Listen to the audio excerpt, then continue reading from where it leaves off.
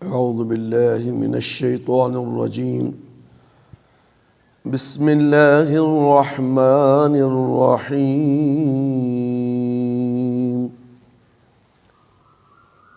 سورۃ الذاریات آیت نمبر 30 پر 1 سے 40 پر 5 تک۔ قال فما خطبكم أيها المرسلون قالوا إنا أرسلنا إلى قوم مجرمين لنرسل عليهم حجارة من طين مسومة عند ربك للمسرفين فأخرجنا من كان فيها من المؤمنين فما وجدنا فيها غير بيت من المسلمين وتركنا فيها آية للذين يخافون العذاب الأليم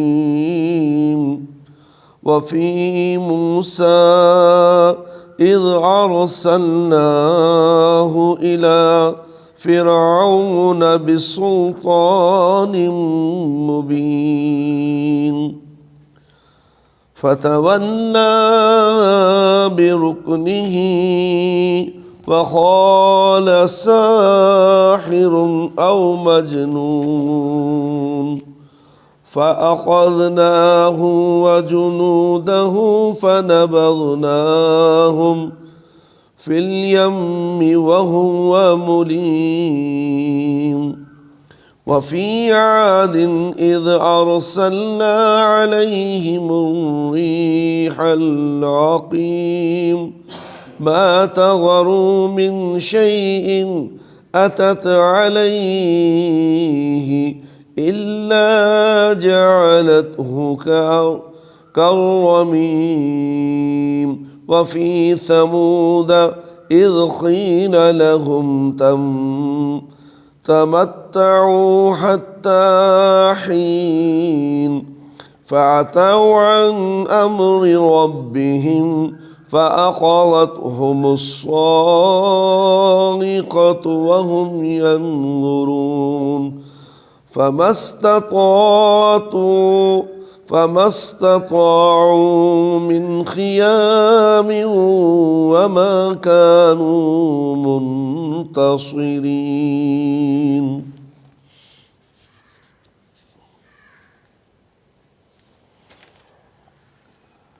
ابراہیم علیہ السلام نے کہا،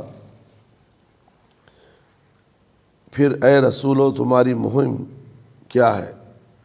انہوں نے کہا، ہم ایک مجرم قوم کی طرف بھیجے گئے ہیں تاکہ ہم ان پر مٹی کے کنکر برسا دیں جن پر آپ کے رب کے نزدیک حد سے تجاوز کرنے والوں کے لیے نشان پڑے ہوئے ہیں۔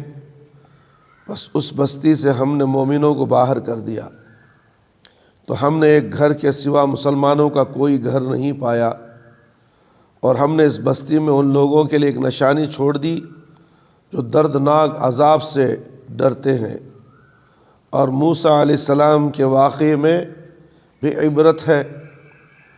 جب ہم نے انہیں فرعون کے پاس ایک صریح معجزہ دے کر بھیجا تو وہ اپنے ملک اور طاقت کی وجہ سے اعتراف حق سے ردگردانی کر بیٹھا اور کہنے لگا یہ آدمی جادوگر یا مجنون ہے۔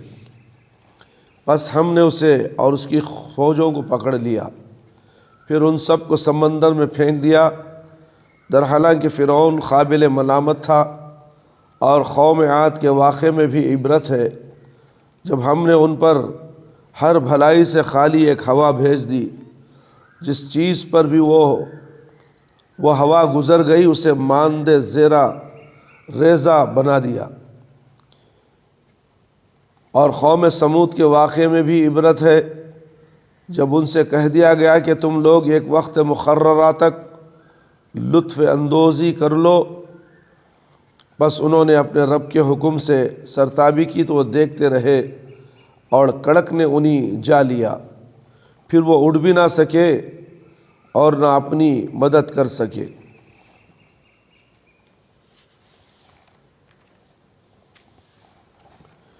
ابراہیم علیہ السلام کو شاید اندازہ ہو گیا تھا کہ ان فرشتوں کے آنے کا کوئی اور بھی مقصد ہے، اس لیے جب ان کا خوف جاتا رہا اور بیٹے کی خوشخبری مل گئی تو ان سے پوچھا گیا کہ تمہاری آمد کا اور کیا مقصد ہے؟ تو انہوں نے بتایا کہ ہم ایک مجرم قوم لوط کی طرف بھیجے گئے ہیں تاکہ ہم ان پر سخت مٹی کے پتھروں کی بارش کر دیں، جن میں سے ہر پتھر پر ایک ایک مجرم کے نام آپ کے رب کی جانب سے لکھے ہوئے ہیں۔ چنانچہ اللہ تعالیٰ نے لوط علیہ السلام اور ان کے گھر والوں کو وہاں سے نکل جانے کا حکم دے دیا تاکہ وہ عذاب کی لپیٹ میں نہ آئے۔ کہتے ہیں کہ وہ ایک صرف 3 افراد تھے، لوط اور ان کی 2 بیٹیاں، ان کی بیوی مسلمان نہیں تھیں، اس لیے ہلاک کر دی گئی تھیں۔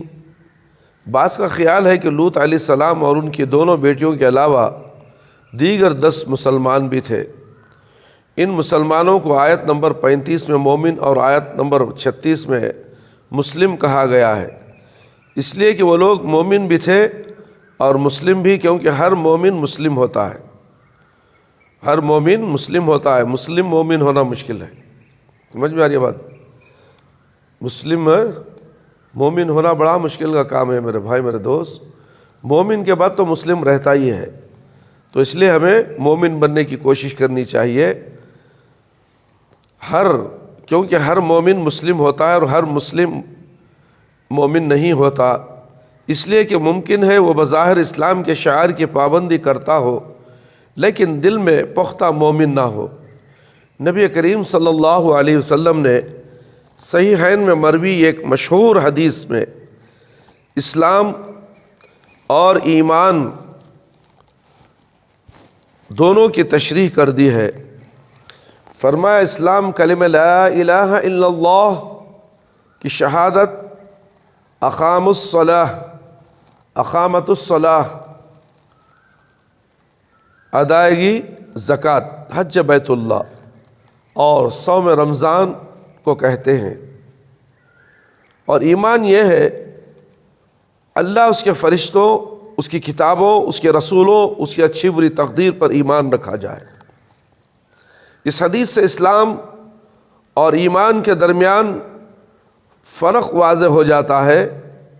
قرآن کریم میں بعض جگہ اسلام اور ایمان کو ایک دوسرے کے معنی میں لغوی اعتبار سے استعمال کیا گیا ہے، شرعی اعتبار سے دونوں میں وہی فرق ہے جو مذکورہ بالا حدیث میں بیان کیا گیا ہے۔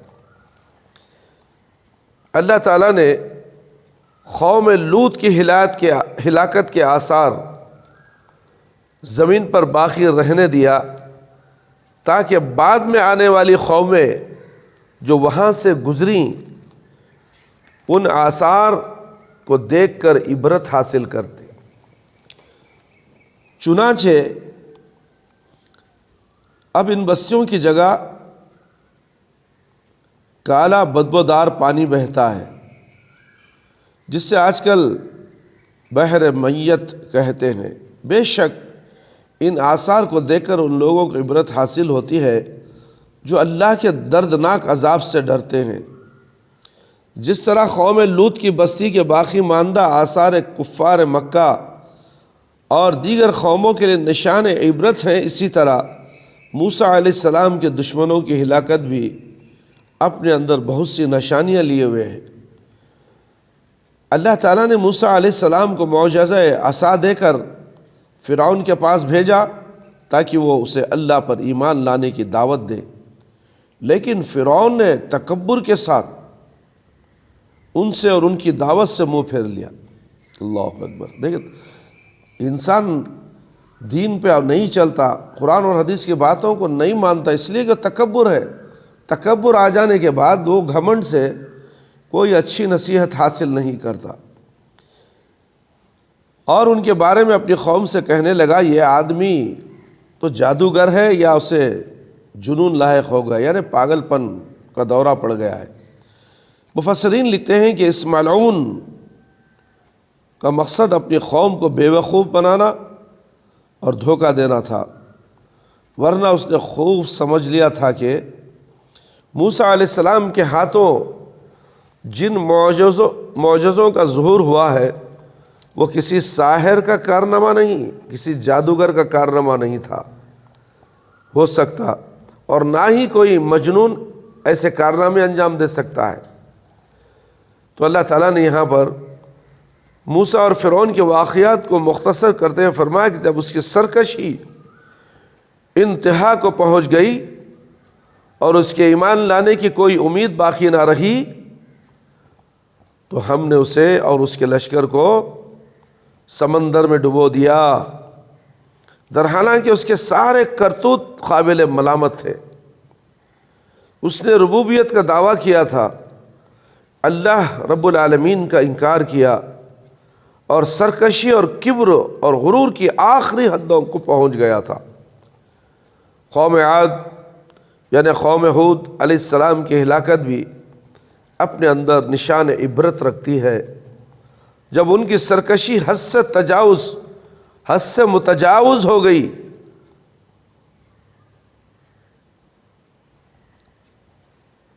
اللہ تعالیٰ نے ہلاک کرنے کے لیے ایک ایسی تیز ہوا کو ان پر مسلط کر دیا جس میں کسی طرح کی کوئی خیر نہیں تھی، یعنی اللہ تعالیٰ نے وہ ہوا چلائی ہی تھی صرف قوم عاد کو ہلاک کرنے کے لیے۔ چنانچہ وہ ہوا جس روح اور جس چیز کو بھی لگی وہیں ڈھیر ہو گئی، تمام لوگ ہلاک ہو گئے، ان کے مویشی مر گئے، اور ان کے سارے اسباب زندگی تباہ و برباد ہو گئے۔ کبھی دیکھیں طوفانی ہوا کیسی چلتی ہے، واٹس ایپ کے ذریعے، انٹرنیٹ کے ذریعے سے آج ہر قوم دیکھ رہی ہے اس کو۔ اللہ کا عذاب ہے، ایک جھلکیاں اللہ تعالیٰ دکھا رہا ہے دنیا کے اندر۔ ایسے بھی خطرناک عذاب ہم نے نکالے ہیں جس کی وجہ سے انسان اور مویشی موت کے گھاٹ اتار دیے گئے۔ تمہارا کیا حساب ہے؟ پھر نصیحت کیوں نہیں حاصل کرتے؟ قرآن اور سنت پر عمل کیوں نہیں کرتے؟ اور آخرت کی فکر کیوں نہیں کرتے؟ اس خبر اندھیری کوٹری گڑھا اور شہر خاموشاں جسے کہا جاتا ہے، کتنے مردے وہاں دفن ہیں، کیا تمہیں بھی وہاں جا کے سونا ہے؟ ضرور سونا ہے۔ کیا اس کی تیاری تم نے کی؟ ان واقعات کو سننے کا مطلب کیا ہے؟ اللہ اور اللہ کے رسول صلی اللہ علیہ وسلم کی اطاعت و فرما برداری کرنا ہے، اللہ سے ڈرنا ہے، خوف پیدا کرنا ہے، لرزہ طاری ہونا چاہیے، نمازوں کی پابندی کرنی چاہیے، اور سنت کے مطابق عمل کرنا چاہیے، اور اللہ کے حکم کی پیروی کرنا چاہیے۔ جب جا کر انسان متقی اور پرہیزگار اور مومن بنتا ہے۔ مومن کے لیے اللہ تعالیٰ جنت بنایا ہے۔ مسلمان تو بہت ہے، مسلمانوں کی تعداد بہت ہے، کیا وہ مسلمان مومن ہو گئے؟ اللہ اکبر، یہی تو فرق ہے میرے بھائی میرے دوست۔ اس لیے یہاں پر بتایا جا رہا ہے کہ ان کے سارے اسباب زندگی تباہ و برباد ہو گئے۔ قوم سمود یعنی قوم صالح علیہ السلام کی ہلاکت میں بھی کفار مکہ اور دیگر قوموں کے لیے بہت سی عبرت و معزت کی باتیں ہیں۔ جب ان کی بھی سرکشی حد سے بڑھ گئی، صالح علیہ السلام کی اونٹنی کو ہلاک کر دیا اور ان کے ایمان لانے کی کوئی امید باقی نہ رہی، تو اللہ تعالیٰ نے انہیں دنیا میں رہنے کے لیے 3 دن کی مہلت دی، جیسا ہے کہ سورہ ہود آیت نمبر 60 پر 5 میں آیا ہے، تمتعوا فی دارکم 3 ایام، تم لوگ 3 دن تک اپنے گھروں میں مزے کر لو، جو چاہے کر لو، جیسا رہنا ہے رہ لو، جیسی زندگی گزارنا ہے کرو، صرف 3 دن۔ لیکن انہوں نے سرکشی کی ہی راہ اختیار کی۔ 3 دن کا ٹائم، کاش کہ وہ لوگ 3 دن میں توبہ اور استغفار کر لیتے، اللہ سے معافی طلب کرے تو اللہ تعالیٰ عذاب ہٹا لیتا، اور 3 دن کے باوجود انہوں لوگوں نے سرکشی کی راہ اختیار کی اور اپنے رب کا حکم ماننے سے انکار کر دیا۔ آج بھی ہماری درمیان ہماری قوم موجود ہے، ہماری نسل موجود ہے، اللہ کے حکم کو ماننے کے لیے تیار نہیں ہے، ماننا نہیں چاہتی، اپنی مرضی سے زندگی گزارنا چاہتی، اپنی مرضی کے عبادتوں میں مشغول ہے۔ قرآن و حدیث تو ایک طرف، اپنے مرضی، اپنے نفس کی نماز، اپنے نفس کی عبادتیں، اللہ اکبر، کیا یہ نمازیں عبادتیں قبول ہوگی؟ قیامت کے دن اللہ تعالیٰ ان کے منہ پہ پھینک دے گا۔ اور اسی طرح یہ بھی لوگ سرکشی میں مبتلا ہیں، اپنا رب کا حکم ماننے سے انکار کر دیا تو عذاب الہی نے دن دہاڑے، اللہ اکبر، انہیں اپنی گرفت میں لے لیا، اور موت ان میں سے ایک ایک کو چکنے لگی، ایک ایک کو چکنے لگی، اللہ اکبر۔ اور حالانکہ وہ اپنے گھٹنوں کے بل اوندے منہ زمین پر پڑے تھے، اللہ اکبر، اور یہ سب کچھ اپنی آنکھوں سے دیکھ رہے تھے، نہ اپنی مجلسوں سے اٹھ سکے اور نہ ہی کوئی ان کی مدد کے لیے آیا جو انہی عذاب سے بچا لیتا۔ اللہ کا جب عذاب آ جائے تو کوئی بچا نہیں سکتا۔ اس لیے میرے بھائی، میرے دوست اور خواتین اسلام، اللہ سے ڈریے، اللہ کو ایک جانیے، اللہ کو ایک مانیے، اللہ ہی سے مدد طلب کیجئے، اللہ کے علاوہ تمہاری کوئی مدد کرنے والا نہیں ہے۔ اللہ رب العالمین ہی ساری دنیا کا مالک ہے، رب العالمین ہے، ہر چیز اس کے قدرت میں ہے۔ میرے بھائی، میرے دوست، ان تمام واقعات سے ہمیں عبرت حاصل کرنی چاہیے۔ اللہ کے حکم کی نافرمانی کرنے والے، سرکشی کرنے والے، متکبر اور گھمنڈ انسانوں کے اوپر اللہ تعالیٰ کا عذاب ضرور پر ضرور آتا ہے۔ وہ کس شکل میں آتا ہے، انفرادی شکل میں آتا ہے یا اجتماعی شکل میں آتا ہے، یہ صرف اللہ رب العالمین کو اس کا علم ہے، اس کا علم کسی کو نہیں ہے میرے بھائی، میرے دوست۔ اس لیے ہمیں ان تمام باتوں کو سن کر اس پر ہمیں زیادہ سے زیادہ غور و فکر کرتے ہوئے اللہ تعالیٰ ہم سب کو بھی اس پر عمل کرنے کی توفیق عطا فرمائے، اور ہمارے گناہوں کی مغفرت ہمیں اس دنیا میں ہی کر لے۔ کیا معلوم موت کب آ جائے، موت کا پروانہ آ جائے، فرشتے آ جائیں، ہمارے آنکھوں کے سامنے کھڑے ہو جائیں، ہماری آنکھوں میں اندھیرا چھا جائے، اس کے بعد تمہاری دعا قبول نہیں، تمہاری عبادتیں قبول نہیں۔ اس لیے وہ وقت آنے سے پہلے ہم کو اللہ نے بہت بہترین وقت دیا ہے، ہمیں تندرستی دی ہے، جوانی دی ہے، سب کچھ دیا ہے، وقت بھی دیا ہے، مال بھی دیا ہے، دولت بھی دیا ہے، سب کچھ دیا ہے، گھر بار دیے، بیوی بچے، عیش و آرام، سب کچھ دیا ہے۔ کیا اس کے باوجود بھی ہم شکریہ کے لیے اللہ تعالیٰ کی عبادت کرتے ہیں؟ کہ شکرانے کے طور پر 5 وقت نماز پڑھتے ہیں؟ یہ اپنے گریباں میں منہ ڈال کر جھانک کر دیکھیں، کیا ہم صحیح ہیں؟ ہر روز اپنا جائزہ لو، ہر روز اپنا جائزہ لو، تاکہ کسی گناہ میں آپ پھنس نہ جائیں اور موت تمہیں آ کر دبوچ لے۔ اللہ تعالی ہم سب کو نیک توفیق عطا فرمائے، خاتمہ بالخیر فرمائے، ایمان پر ہمارا خاتمہ فرمائے۔ اللہ تعالی ہم سب کو 5 وقتہ نمازی بنا دے، وقت پر نماز پڑھنے والا بنا دے، ہماری نمازوں میں خشوع اور خضوع عطا فرمائے، ہماری جائز دعاؤں کو قبول فرما لے۔ اے اللہ، ہمارے والدین، ہمارے رشتہ دار اس دنیا سے جا چلے گئے، میرے پروردگار اگر وہ قابل رحم، قابل مغفرت ہیں تو اے اللہ ان کی مغفرت فرما دے میرے پروردگار۔ اے اللہ، ہم سب کو بھی جنت الفردوس میں اعلیٰ سے اعلیٰ مقام میں جگہ عطا فرما۔